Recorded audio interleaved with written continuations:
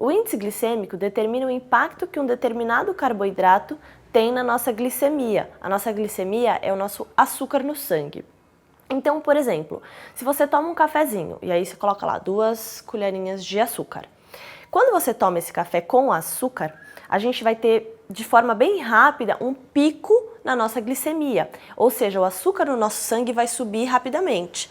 E aí, o que nosso corpo faz?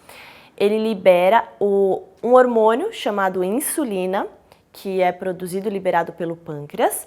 Para quê? A gente está com açúcar lá em cima. Aí ele libera a insulina vai abaixar esse açúcar no nosso sangue. Então a insulina é uma forma de controlar essa glicemia. Por isso é importante a gente saber que os carboidratos podem ser de alto índice glicêmico, médio índice glicêmico ou baixo índice glicêmico. A gente costuma usar também a expressão carboidrato simples, quando é alto índice glicêmico, ou carboidrato complexo, quando é baixo índice glicêmico.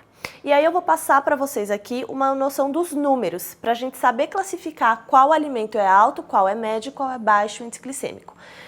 E já me adiantando aqui, esses números vão estar no nosso material de apoio que vocês conseguem baixar, tá? Então vamos lá. Alimentos de baixo índice glicêmico, esse número vai até 55. Os alimentos de médio índice glicêmico vão de 56 a 69. E os alimentos de alto índice glicêmico são acima de 70. Esses números vão de 0 a 100. E é uma tabela global, ou seja, é fixo. É o mesmo número aqui, é o mesmo número no Japão, é o mesmo número nos Estados Unidos, tá? E aí a gente vai ter para vocês uma tabela com os alimentos e qual é esse número, né? Qual é o índice glicêmico de cada um deles. Vocês devem estar se perguntando agora quais são então os alimentos que são de alto índice glicêmico, quais são os de baixo e quais são os de médio. Eu vou dar alguns exemplos aqui de coisas mais comuns que a gente costuma comer. Então, de baixo índice glicêmico, a gente tem um pãozinho integral, se ele for aquele 100% integral.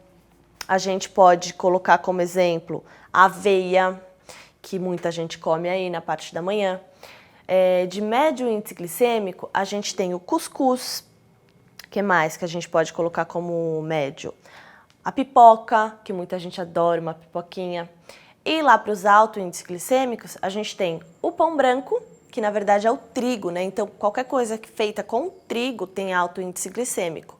A tapioca também tem alto índice glicêmico. Lembrando que a gente está falando deles isoladamente, tá? Então, quando eu falo tapioca, eu estou falando só da tapioca da goma, não falando de uma refeição de quando você come ela com alguma coisa junto. Então, por que eu falei isso? Porque os outros componentes de uma refeição, então, por exemplo, as gorduras, as proteínas e as fibras, podem alterar a velocidade de absorção daquela tapioca, por exemplo, pelo nosso corpo. Tapioca seria um alimento de absorção super rápida, mas se você juntar ela, por exemplo, com uma carne moída, vai diminuir um pouco a velocidade dessa absorção. Se você colocar ainda uma salada que tem fibra, vai diminuir ainda mais. E além dessa combinação, o modo de preparo dos alimentos também pode fazer diferença nessa velocidade de absorção, tá? Então, por exemplo, se você fizer uma batata doce cozida na água, ela vai ter uma absorção um pouco mais lenta do que se você fizer uma batata doce no forno, que ela vai ficar ali com os nutrientes mais concentrados, os açúcares mais concentrados.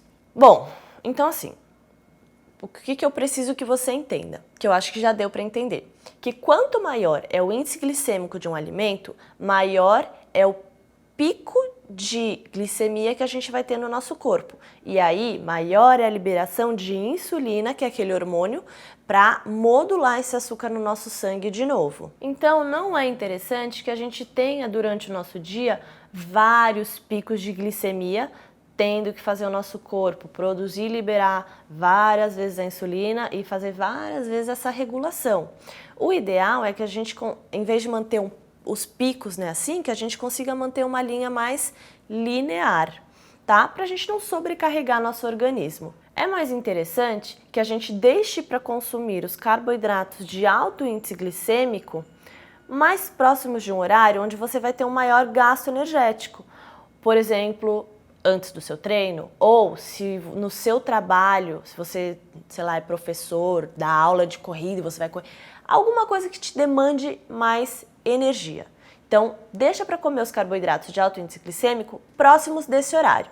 E no resto do dia, se você for comer para depois ir para o trabalho e ficar sentado, dá preferência para um carboidrato mais complexo, que seja de baixo índice glicêmico. A chance da gente acumular gordura quando a gente faz várias refeições e causa picos de glicemia no nosso sangue é maior. Por quê? Você está dando energia para o seu corpo, mas você não está gastando essa energia. E essa energia que não é gasta, o corpo pode estocar em forma de gordura. Mas o que de fato faz a gente engordar é a gente comer calorias em excesso. Então você comer mais do que você consegue gastar.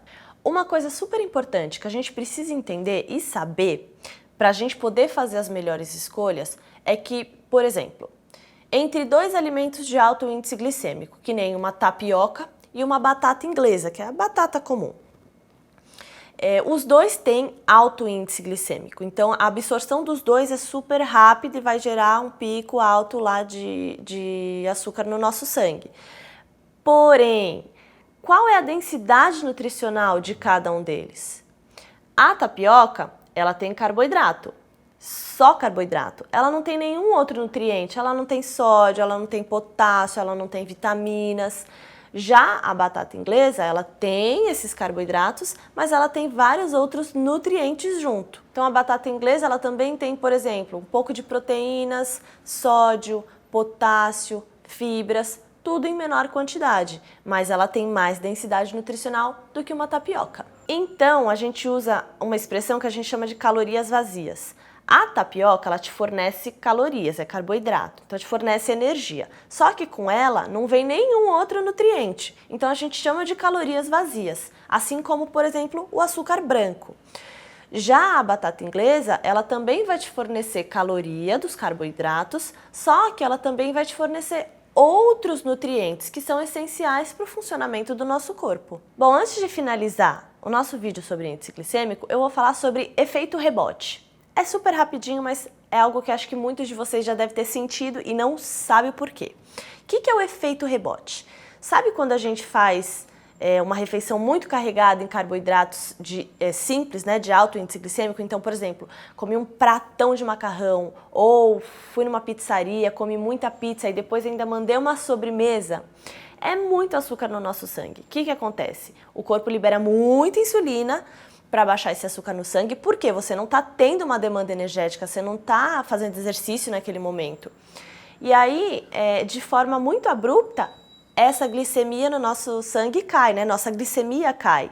E aí a gente pode sentir aquela sensação de preguiça, moleza, que muitas vezes é o que a gente sente depois de uma refeição exagerada, onde a gente tenha comido muito carboidrato, ou muita besteira, ou muito açúcar. Aposto que muitos de vocês aí já sentiram isso. E isso a gente chama de efeito rebote. Então, nesse vídeo, eu espero que tenha ficado bem claro para vocês o que é índice glicêmico, né? E como que ele funciona. Quando a gente fala em carboidratos, eu falei que a gente precisa falar em índice glicêmico e também precisamos falar em carga glicêmica, que são duas coisas diferentes. E no próximo vídeo, esse é o assunto que o Rafa vai falar com vocês, carga glicêmica.